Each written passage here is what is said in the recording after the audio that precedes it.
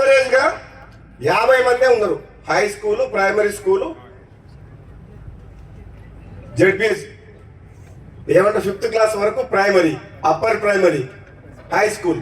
యావరేజ్గా మొత్తం స్కూళ్ళలో కలిసి స్టూడెంట్ ఎంత ఉందంటే 50 నుంచి 60 మంది ఒక్కొక్క స్కూల్కు. నేనేమంటున్నంటే 300 అవసరం లేదు, 30 స్కూళ్ళు 10 కోట్లతో ఒక్కొక్కటి కట్టండి, అన్ని ఫెసిలిటీస్ క్రియేట్ చేయండి, ఒక 5-6 ఊర్లకు ఒకటి కట్టండి. స్కూల్లో ఒక 500 మంది ఉంటే 15,000 మంది స్టూడెంట్స్ గవర్నమెంట్ స్కూల్లో చదువుతారు. అంటే ప్రభుత్వం నియోజకవర్గానికి ఒకటి కడితే సరిపోదు. రాబోయే రోజుల్లో నేను కూడా మునుగోడు నియోజకవర్గంలో కనీసం 30 స్కూళ్ళు కడతానికి ప్రయత్నం చేస్తాను. 30 స్కూళ్ళు, మండలానికి ఒక 5. ఎందుకంటే ఎంతో మందిని చూస్తున్నాం, తల్లిదండ్రులు చాలని సంపద ఉన్నా సరే పిల్లల కోసం ఆటోలల్లో, బస్సులల్లో, స్కూల్ బస్సులల్లో ప్రైవేట్ స్కూళ్ళకు పంపిస్తారు. ఆ పరిస్థితి రాకూడదు.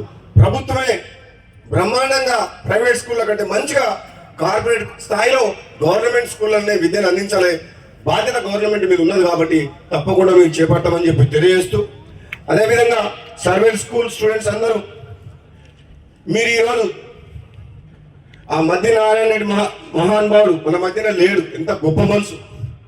ఆ రోజు ఆయన ఆలోచన చేసింది కాబట్టి ఈరోజు మనకి ఈ స్కూల్ ఉంది, మీరు అందరు ఉన్నారు. మహాత్ముడు ఎక్కడున్నా సరే ఆత్మకు శాంతి కలవాలని నివాళులు అర్పిస్తున్నాం. అటువంటి వ్యక్తి ఉండబట్టే ఈ సమాజం ఇట్లుంది. కాబట్టి ఆయన కుటుంబ సభ్యులు చాలా మంది వచ్చారు ఇక్కడికి. వాళ్ళందరికీ కూడా పేరున ధన్యవాదాలు తెలియజేస్తూ, రాబోయే రోజులలో ఈ స్కూల్ని అన్ని రకాలుగా, అవతల పక్క కాలేజ్ ఉంది, కాలేజీని స్కూల్ని మీరు చెప్పిన ఆ స్టూడెంట్స్ రోడ్ గడపక్క 4 ఎకరాలు ఎంత ఉంది పక్క 2.5 acres లా స్టాఫ్ క్వార్టర్స్.